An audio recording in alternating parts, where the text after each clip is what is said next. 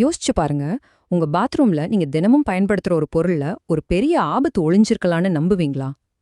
ஆமாங்க, அது உங்க கீசர் தான். நம்மளோட இந்த விளக்க பகுதியில இந்த சாதாரண சாதனம் எப்படி திடீர்னு ஒரு ஆபத்தான பொருளா மாறுது, அதிலிருந்து உங்களையும் உங்க குடும்பத்தையும் எப்படி பாதுகாத்துக்கிறதுன்னு நாம விளக்கமா பார்க்க போறோம்.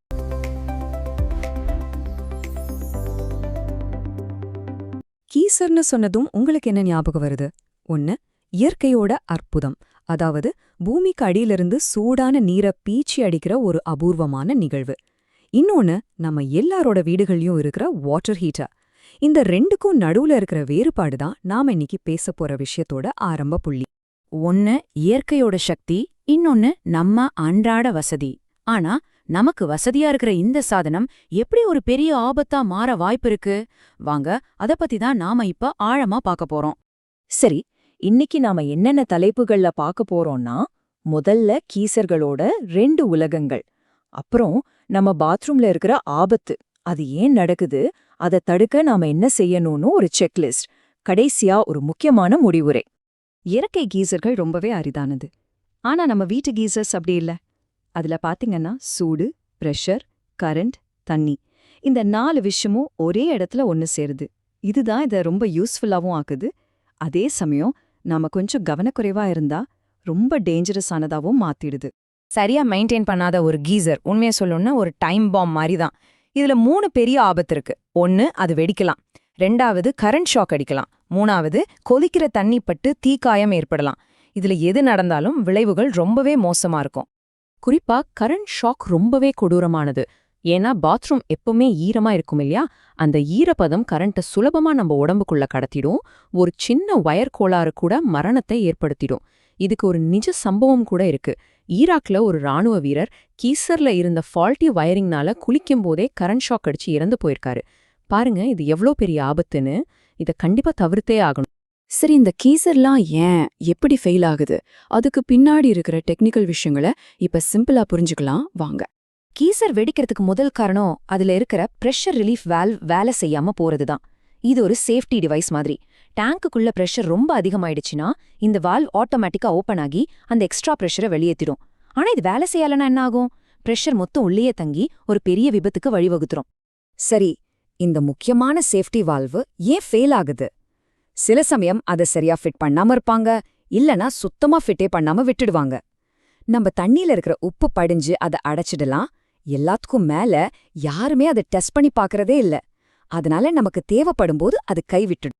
இப்ப கேளுங்க, ஒரு கீசர் வெடிச்சா என்ன ஆகும்னு. அது கொதிக்கிற தண்ணிய பீச்சி அடிக்கும். அதோட மெட்டல் பாகங்கள்லாம் குண்டு மாதிரி பயங்கர வேகத்துல சிதறும். யோசிச்சு பாருங்க, இது சாதாரண விபத்து இல்ல, இது ஒரு வெடி விபத்து. அடுத்த முக்கியமான காரணம் தெர்மோஸ்டாட் ஃபெயிலியர்.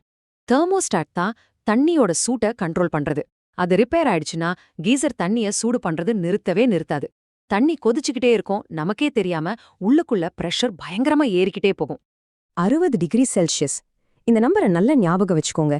தண்ணியோட சூடு இந்த லெவலை தாண்டிடுச்சுன்னா அது நம்ம மேல பட்டா பயங்கரமான தீக்காயத்தை ஏற்படுத்தும். அது மட்டும் இல்ல, டேங்குக்குள்ள பிரஷரையும் தாறுமாறா ஏத்திடும். இது ஒரு டபுள் டேஞ்சர். அடுத்தது, மரணத்தையே ஏற்படுத்தக்கூடிய எலக்ட்ரிக் ஷாக். தப்பான வயரிங், சரியில்லாத எர்த்திங், இதெல்லாம் இருந்தா கரண்ட் உங்க உடம்பு வழியா பாஞ்சு ரொம்ப மோசமான விபத்து நடந்துடும். ஒரு கீசரை மரணப்பொறியா மாத்துறதுக்கு சில முக்கிய காரணங்கள் இருக்கு. சரியா எர்த்திங் பண்ணாதது, டேமேஜ் ஆன வயர்ஸ், கரண்ட் லீக் ஆன உடனே ட்ரிப் ஆகிற என்சிபி இல்ல இஎல்சிபி மாதிரி சேஃப்டி டிவைஸ் இல்லாதது, அப்புறம் லூஸ் கனெக்ஷன்ஸ். இது எல்லாமே ரொம்ப ஆபத்தானது. ஓகே, இவ்ளோ நேரம் பிரச்சனைகளை பத்தி பார்த்தோம். இப்ப ரொம்ப முக்கியமா இதுக்கான தீர்வுகளை பத்தி பேசலாம். இந்த ஆபத்திலிருந்து உங்களை நீங்க எப்படி பாதுகாத்துக்கலான்னு சில சிம்பிளான ஸ்டெப்ஸ் இருக்கு.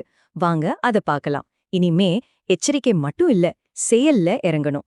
3 முக்கியமான விஷயம். 1, கீசர் இன்ஸ்டால் பண்ணும்போது லைசன்ஸ் வாங்கின டெக்னீஷியனை மட்டும் கூப்பிடுங்க. 2வது, மாசம் அந்த பிரஷர் ரிலீஃப் வால்வோட லிவரை தூக்கி தண்ணி ஒழுங்கா வெளியே வருதான்னு செக் பண்ணுங்க. 3வது, வருஷத்துக்கு ஒரு தடவை ஒரு ப்ரொஃபஷனலை கூப்பிட்டு செக் பண்ணிடுங்க. திரும்பவும் சொல்றேன், நீங்க செய்யக்கூடிய ரொம்ப ரொம்ப முக்கியமான ஆனா ரொம்ப சிம்பிளான ஒரு விஷயம் இதுதான். மாசம் அந்த பிரஷர் ரிலீஃப் வால்வை டெஸ்ட் பண்ணுங்க. இதுக்கு 1 நிமிஷம் கூட ஆகாது. ஆனா இந்த 1 நிமிஷம் உங்க உயிரையே காப்பாத்தலாம். யோசிச்சு பாருங்க. முழுமையான பாதுகாப்புனா ஒரே ஒரு விஷயத்த மட்டும் செஞ்சா போதாது. இதுல பல விஷயங்கள் இருக்கு. ப்ரொஃபஷனல் மெயின்டெனன்ஸ், மாசம் நீங்களே செக் பண்றது, சரியா இன்ஸ்டால் பண்றது, அப்புறம் நீங்க எப்படி யூஸ் பண்றீங்கன்றது, இது எல்லாமே சேர்ந்து தான் உங்களுக்கு முழு பாதுகாப்பை கொடுக்கும். இங்க பாருங்க, இது உங்களுக்கான ஒரு குவிக் செக்லிஸ்ட். மாசம் என்ன பண்ணணும், வருஷம் என்ன பண்ணணும்னு இதுல தெளிவா இருக்கு. இந்த டேபிள ஒரு கைடா யூஸ் பண்ணிக்கோங்க. சோ கடைசியா நம்ம தெரிஞ்சுக்க வேண்டிய விஷயம் என்னன்னா, இந்த மாதிரி விபத்துக்களை தடுக்கிற சக்தி நம்ம கையில தான் இருக்கு. சரியான விஷயங்களை தெரிஞ்சு வச்சுக்கிட்டு கரெக்டான நேரத்துல நாம செயல்பட்டா நம்மையும் நம்ம குடும்பத்தையும் பாதுகாப்பா வச்சுக்கலாம். நீங்க மனசுல வச்சுக்க வேண்டிய மிக முக்கியமான விஷயம் இதுதான். கீசர் விபத்துக்கெல்லாம் தானா நடக்கறதில்ல, பெரும்பாலும் நம்மளோட கவனக்குறைவால தான் நடக்குது. அப்படின்னா என்ன அர்த்தம்? அதை நம்மால நிச்சயம் தடுக்க முடியும். உங்க கீசர் உங்களுக்கு தினமும் சூடான தண்ணிய தந்து ஆறாமா வச்சிருக்கு. ஆனா அது பாதுகாப்பாவும் இருக்கான்னு உறுதிப்படுத்திக்க இந்த மாசம் நீங்க 1 நிமிஷம் செலவு செஞ்சீங்களா? இந்த கேள்வியோட உங்களை நான் விடுறேன். யோசிங்க, செயல்படுங்க, பாதுகாப்பா இருங்க. Like, share, and subscribe to Connect and Build. I have already done. Did you guys subscribe?